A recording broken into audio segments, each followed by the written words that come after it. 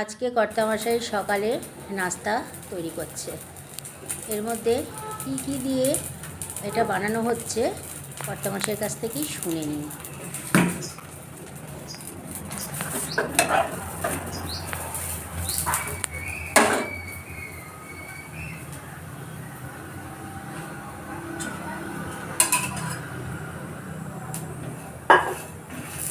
পুরো রেস্টুরেন্ট স্টাইলে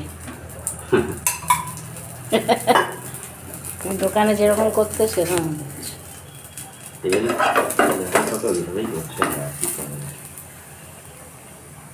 এর মধ্যে কি কি আছে সেটা বলো।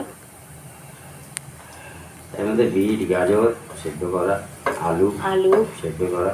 হ্যাঁ, আর মশলা কি দিয়েছো? মশলা আছে তেল, জিরা।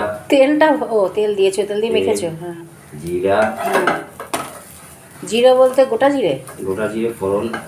আচ্ছা, ফোড়ন দিয়ে তার মধ্যে পেঁয়াজ, আদা, রসুন বাটা,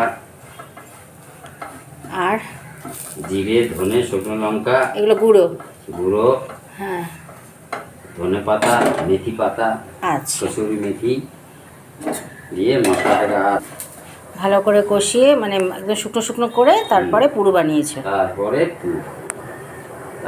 ময়দার সঙ্গে আটার সঙ্গে আটা আর ময়দা মিশিয়ে করা হচ্ছে এটা। আটা আর ময়দা, হ্যাঁ, সম্পূর্ণ ময়দার না, এটা আটা আর ময়দা মিশিয়ে করা হচ্ছে। অল্প দেওয়া হয়েছে। আটা অল্প, আটার পরিমাণ কম, ময়দার পরিমাণটা একটু বেশি, তাই তো? ময়দা বেশি, আটা কম। আচ্ছা, সম্পূর্ণ ধাবা স্টাইলে পরোটা হচ্ছে, সবজি পরোটা, শীতকালের সবজি পরোটা,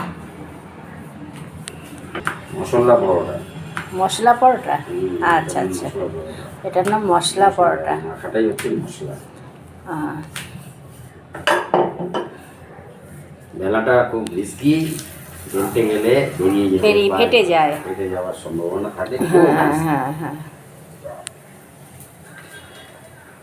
ঠিক আছে। অনেকগুলোই ভাজা হয়ে গেছে, 4খানা ভাজা হয়েছে। খাওয়া আরম্ভ করো।